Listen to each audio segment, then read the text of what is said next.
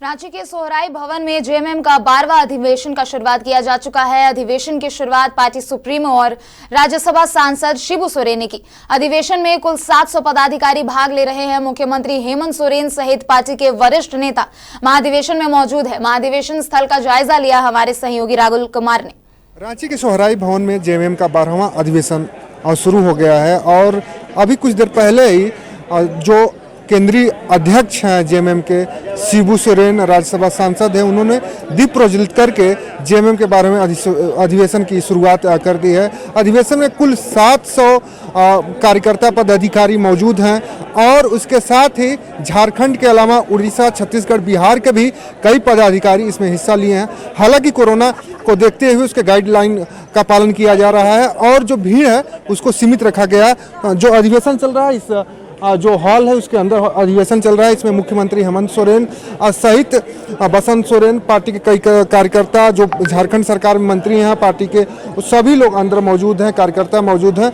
अगर हम एक कहें कि ये अधिवेशन जो होता है कुल 3 साल पे जेएमएम का अधिवेशन होता है, ये 12वां अधिवेशन है, तो हम कुल मिला के कहें कि पार्टी रणनीति तैयार करेगी। हालांकि अभी जो स्थितियां चल रही हैं झारखंड में और उसको लेकर भी चर्चाएं हो सकती हैं। पार्टी कैसे मजबूत हो अन्य प्रदेशों में, उस पर भी बातें हो सकती हैं। अब देखना यह होगा कि अधिवेशन के बाद क्या कुछ निकल के सामने बाहर आता है और क्या कुछ पार्टी को दिशा निर्देश दिया जाता है। जो अन्य राज्यों में पार्टियां काम कर रही हैं उसको किस तरह से मजबूती के लिए काम करने का दिशा निर्देश दिया जाता है।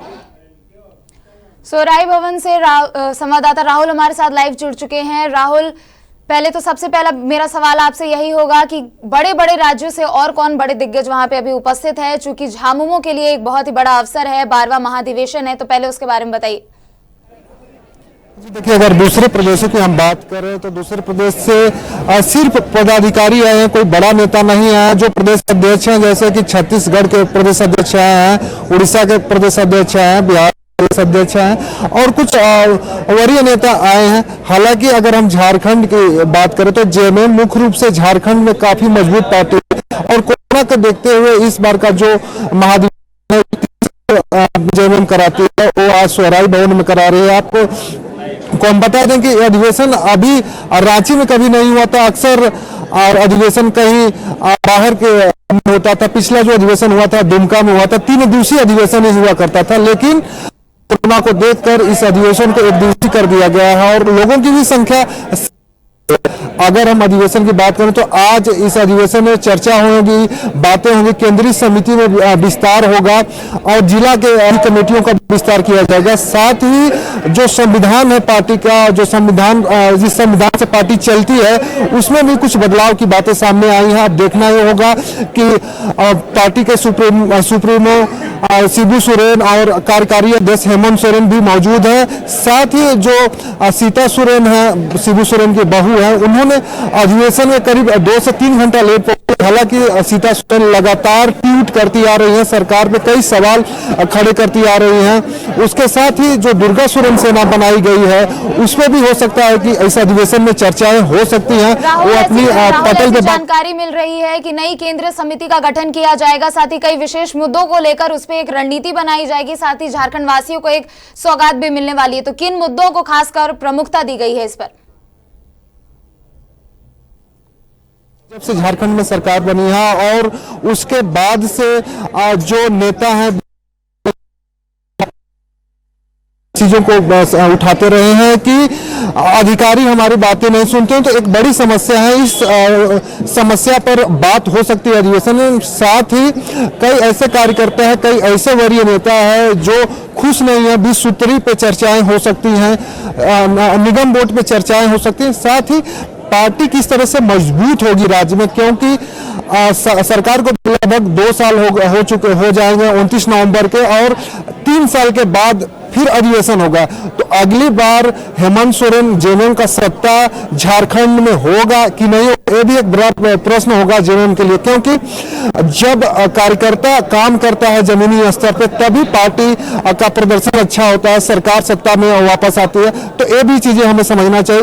इन सभी चीजों पर भी चर्चाएं होंगी और जाहिर सी बात है कि जो अधिकारियों वाली बात है, गठबंधन सरकार है, यूपीए की बैठक में कांग्रेस का नहीं पहुंचना, कोई विधायक का नहीं पहुंचना, तो उसमें भी चर्चाएं हो सकती है, क्योंकि अभी आप अंदर खाने में देख सकती हैं कि जो बातें हो रही थी बाहर धीरे धीरे निकल के आती है। जैसे सीता सोरेन की बात करें या जो प्रोफेसर स्टेफन मरांडी हैं, विधायक है, काफी वरीय नेता हैं जेएमएम के, उनका कहना था कि जैसे हमने बात की तो उन्होंने कहा कि सीता सोरेन को चाहिए कि उचित फॉर्म पे बात रखें। तो कहीं ना कहीं इन सभी सारी चीजों पर अधिवेशन में चर्चा होगी और लोगों की बातें सुनी जाएंगी और कुछ ठोस निर्णय लेंगे, क्योंकि पार्टी के संगठन से चलती है, संगठन ही पार्टी को सत्ता में पहुंचाता है। तो वैसे में आज संगठन से जुड़े सभी लोग अधिवेशन में मौजूद रहेंगे और अधिवेशन के माध्यम से लोगों की समस्याएं सुनी जाएंगी, जो कुछ बदलाव होंगे बदलाव किए जाएंगे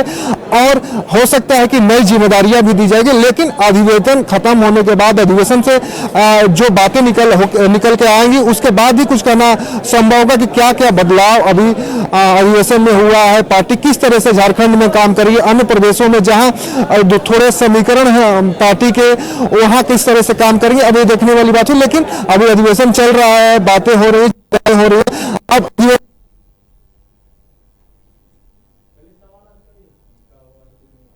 जी राहुल, एक तरफ आज झामुमो का 12वां महाधिवेशन है, वहीं दूसरी तरफ सोमवार को झारखंड विधानसभा में कई मुद्दों पर कार्यवाही होने वाली है। तो उसे देखते हुए एक तरफ झारखंड सरकार अपने नीतियों को सुलझाने में लगी हुई है, वहीं दूसरी तरफ विपक्ष जो है लगातार उस पर निशाना साध रहा है। तो जैसा कि हेमंत सरकार ने कहा था कि 2021 नियुक्तियों का साल होने वाला है, तो इसे लेकर और क्या तैयारी की गई है? देखिए, स्वराज भवन में बैठक चल रही है, अधिवेशन है, इसमें हर एक पहलू पे चर्चा होगी। आप को हम बता दें कि विधानसभा में लगातार बीजेपी कह रही है कि हेमंत सोरेन युवाओं को छलने का काम किया, नियुक्तियों का वर्ष बताकर रोजगार नहीं दिया। यूपीएससी एक बड़ा मामला है, उसमें भ्रष्टाचार की बात सामने आई है। लगातार लोगों का कहना है कि यूपीए में भ्रष्टाचार व्यापक तौर पे हुआ है। कल सदन भी इसी कारण स्थगित हो गया और सोमवार की अगर हम बात करें, सोमवार को भी सदन की जो कार्रवाई होगी जेपीएससी का बड़ा मुद्दा उठ सकता है। आज की अगर हम बात करें तो बापू वाटिका के पास जो अभ्यर्थी जेपीएससी के खिलाफ आंदोलन कर रहे थे, उन्हें धारा 144 लगाकर आंदोलन का समाप्त करा दिया गया, उन्हें हटा दिया गया पुलिस के बल के द्वारा। तो ये सारे मुद्दे उठेंगे विधानसभा में, उस पर भी अधिवेशन में चर्चा होगी, क्योंकि सरकार जो अधिवेशन हम बार बार बता रहे हैं कि अधिवेशन 3 साल के बाद होता है और सरकार का 2 साल का कार्यकाल पूरा हो चुका है।